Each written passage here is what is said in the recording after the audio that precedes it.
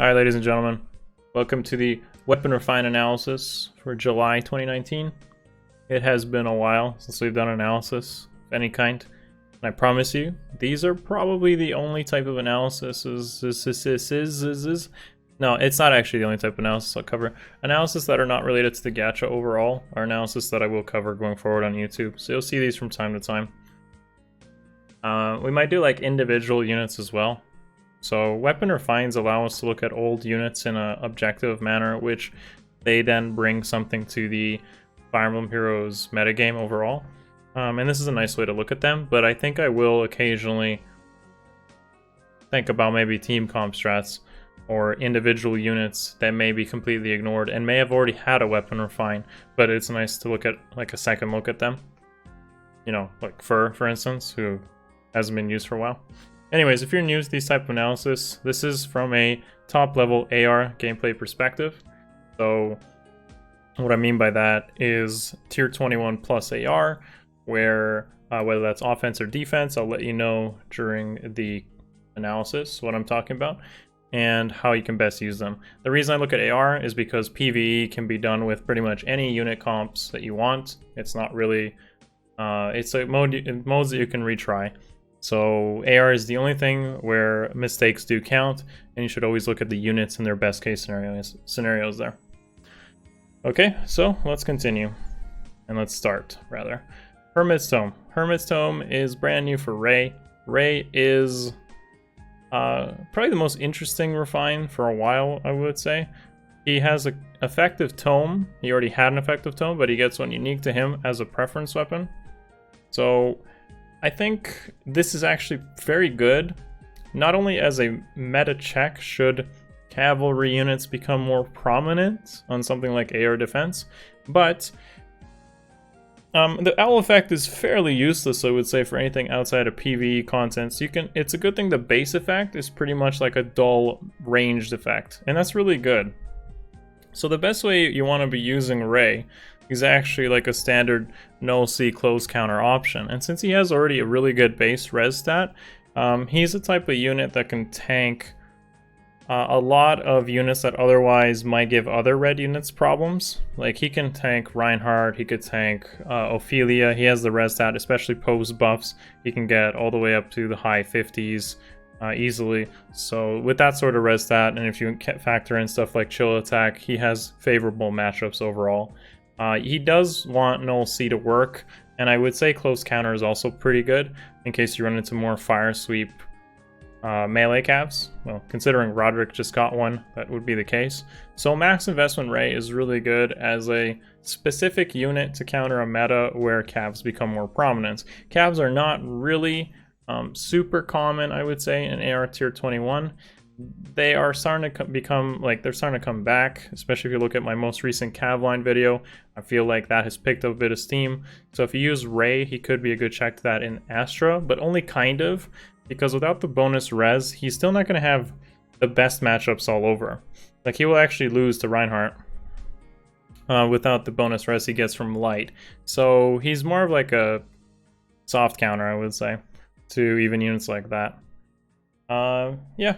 So this is Raigh. I don't think he's necessarily the best thing that's happened, but he's a good unit to keep in the back of your mind should the game change where a lot of cavs become more common. And as we get more and more cav refines, Raigh will be something to consider going forward.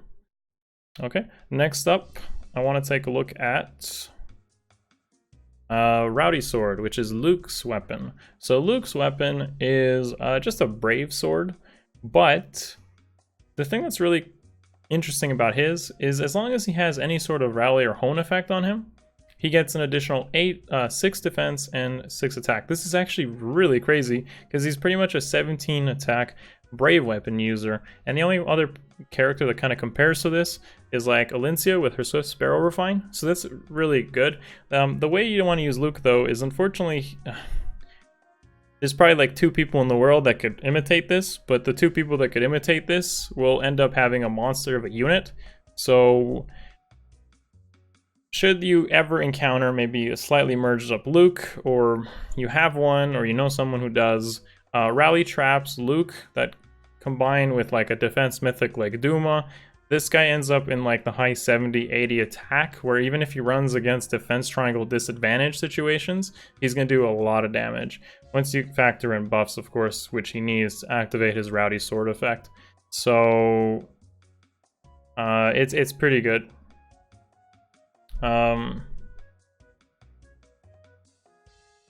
The thing also is you got to consider that as more things, like, since he's a cav, you want to follow up with things like, well, not follow up, but maybe preemptive, make his setup count on stuff like panics, especially, or panic manners. And that's how you really get the bonus of the 6 attack and 6 defense. So, fire boost, death blow, rally trap, and make sure you have some sort of support with panic manner or a panic dazzling cav healer.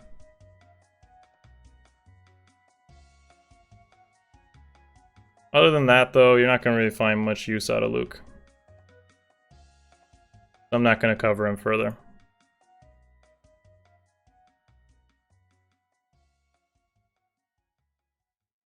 Okay, next up we got our first ever Fire Sweep Lance with a Refine.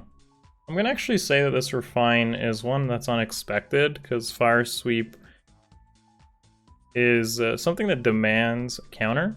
So the fact that he gets a Darting Blow Fire Sweep weapon is very interesting to me. I do think this is a very, very good Refine, actually, that most people are underestimating. Because on an air defense team, and Roderick isn't as exclusive as Luke is, so this is actually far more realistic. When you look at Roderick and max investment, and the enemy doesn't bring a null-C unit, and even if it does bring a null-C unit, max investment Roderick is really, really fast.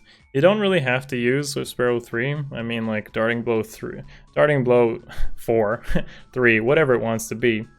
Can make this guy reach in like the high 50 speeds, so not a lot of stuff is going to challenge him without QR. So he needs to run into like a tank that has QR and really high speed, or Vengeful Fighter or something like that, because his bulk is extremely good.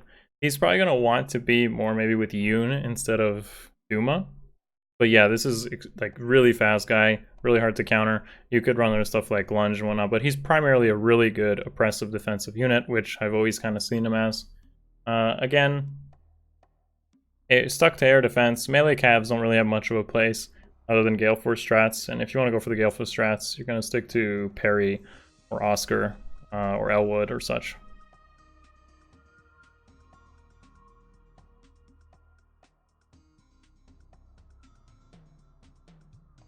Okay, and finally, what I would consider probably the biggest winner of the refines is Matthew. And unlike Saizo, who I thought was more like tailored towards tanking, I want to really point out that Matthew has bonus attack given to him instead of bonus to all stats based on penalties. So Matthew ends up being just objectively the best dagger CC Vantage unit based on this weapon alone, bonus effect. However, because Lilina just came out, and Lilina has that new Leaf dagger, it means that any dagger user can kind of imitate this effect. But if you don't have that dagger because it's on a red seasonal, and it's a budget option, Matthew ends up being very strong for that role. So setting up his own buffs without friends would pretty much do Attack Smoke, Speed Smoke, and Spy's Dagger by itself, and you have your very, very, very tanky Matthew. I'd call this kind of like a hybrid CC Vantage and tanking build, because the thing with Matthew is he has such a good HP stat, and this is people ignore this. Panic Manners, Tactics Rooms, and generally any other HP threshold stuff that you might encounter, like Aversa, makes Matthew really good at dodging all that, which is a big comparison to someone like Kagero, who, yes, is more consistent, doesn't rely on debuffs on the enemy, but because he has such a high HP stat, he can ignore all those other HP conditional effects that you may run into. His attack stat looks like 51 here, but as soon as he attacks into a unit, especially like a ball of units, and you set up your CC Vantage, his bulk is so high that he likely can tank anything, including Ophelia's. Like this Ophelia doesn't one-shot him in Light Season at least. Yeah, he's gonna struggle in Astro, but in Light Season he doesn't one-shot him because he has such a high HP stat.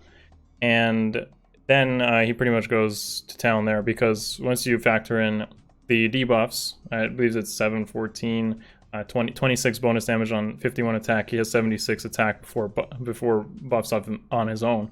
So, and then of course the defense debuff makes his damage even more amplified than that. He's pretty much doing about 80 to 100 effective damage against most units. So only the tankiest of units are going to be able to get through that CC Vantage. So I think Matthew's really good. But if you can happen to set him up without using attack or speed smoke in his C or seal slots, like if you have friends like a Versa that set him up with debuffs rather than him himself, or Mordecai for instance, can work really well with Matthew if you can smite him right in there. And you can choose to use a Brazen instead, he's actually going to be really good for that. So I'm actually kind of impressed by this, and I think his HP stat is not as bad as people feel that it's useless. It's actually pretty good here, unlike someone like Syza who has low HP and res, and will definitely die to Ophelia, whereas Matthew actually can survive Ophelia's.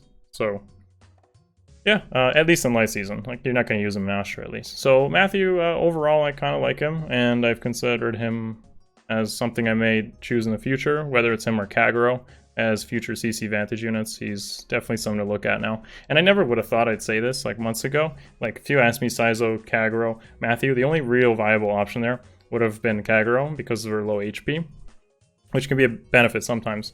But yeah, like, Soth wants a new Lilina dagger, Kagero is consistent with her own dagger, and Matthew with a bit of setup is by far the coolest option of this bunch, because he can kind of run hybrid, both tanky and Vantage at the same time with a really good attack stat.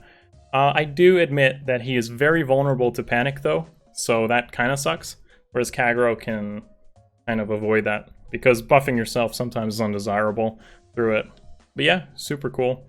I like it a lot, and that's pretty much my take on these refines. Yeah, thank you for watching as always. Hopefully you took something out of this. Feel free to let me know in the comments below who you're interested here and who you want to get a refine in the future. Give the video a thumbs up, sub to the channel. See you guys in the next one. Peace.